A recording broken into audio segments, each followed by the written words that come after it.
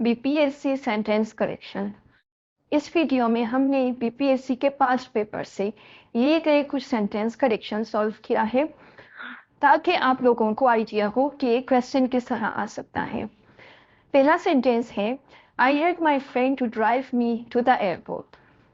ये सेंटेंस थोड़ा सा ट्रिकी है क्योंकि यहाँ पे पॉजिटिव वर्ब यूज हुआ है। अब ये पॉजिटिव वर्ब क्या है? Causatives are the verbs that are used to indicate that one person causes another person to do something for the first person. Causative जैसे कि इसके नाम से पता चल रहा है कि किसी चीज की वजह या रीजन, यानी कोई काम अगर सेकंड पर्सन फर्स्ट पर्सन के लिए कर रहा है वहां पे हम causative verb यूज करेंगे। जैसे कि have, make, let, ये सब causative verb है। इस सेंटेंस में हैव जब पॉजिटिव वर्ब के तौर पर इस्तेमाल हुआ है तो उसके बाद वर्ब की पहली शक्ल यानी कि बेयर इन्फिनिटिव आती है, टू नहीं लगता। यहाँ पे हैड के बाद टू यूज किया है, I had my friend to drive.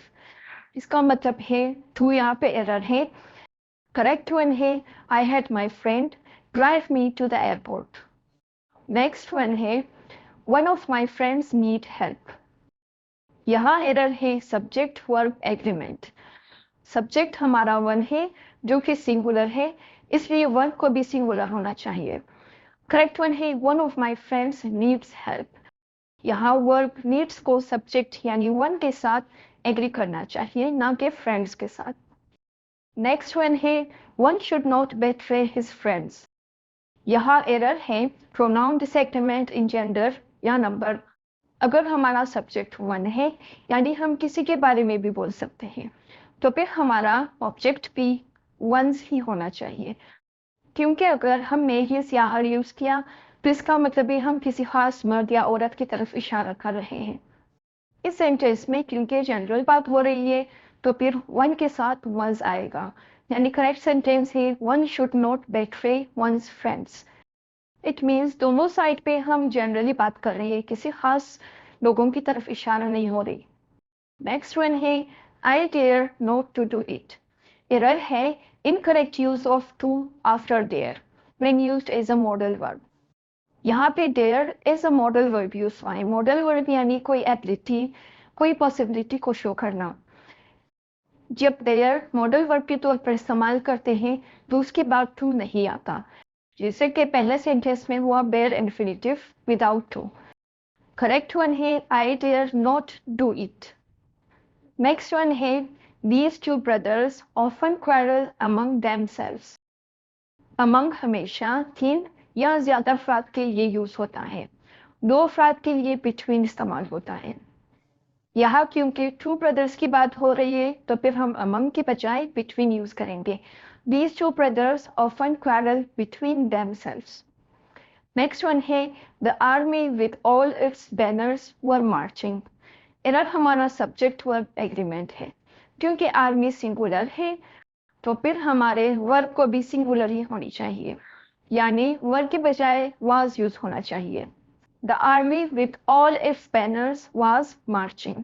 Banners तो प्लूरल है लेकिन हमारा सब्जेक्ट जो आर्मी जिसके बारे में हम बोल रहे हैं वो सिंगुलर है, इसलिए वाज आएगा।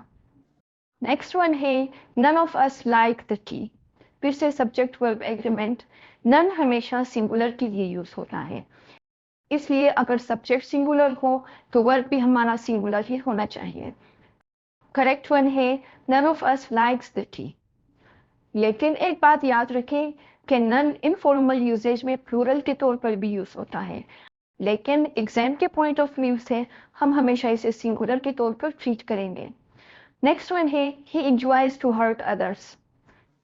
एंजॉय के बाद हमेशा जेरंड यानी आईएनजी फॉर्म ऑफ वर्ब आता है, टू नहीं आता। करेक्ट वन है he enjoys hurting others. To hurt others गलत है।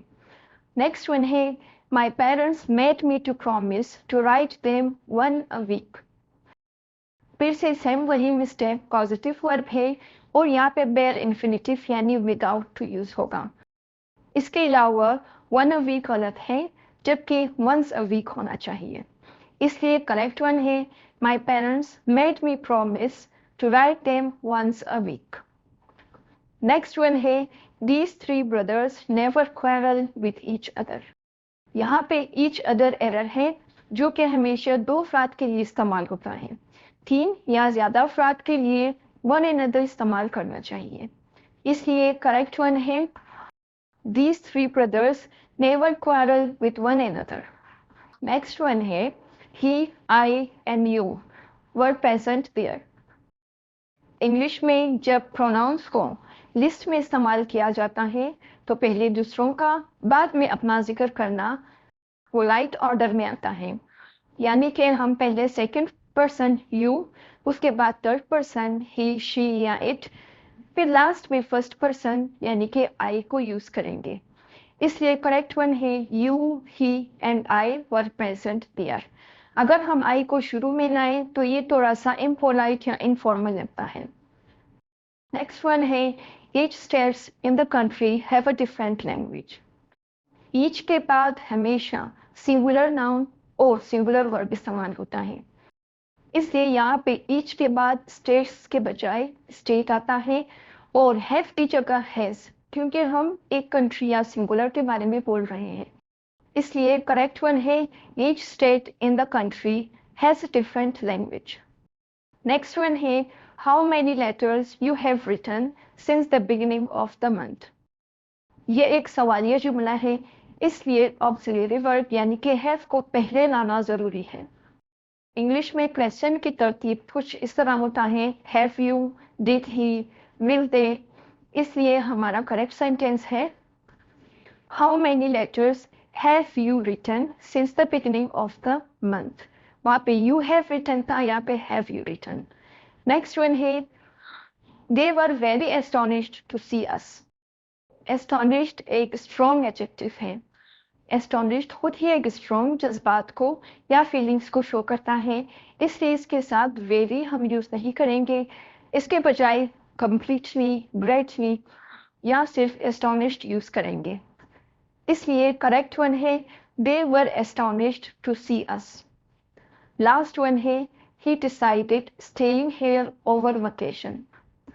डिसाइड के बाद हमेशा इन्फिनेटिव यानी कि टू प्लस बेस वर्ब इस्तेमाल होता है, ना कि वर्ड प्लस आईएनजी।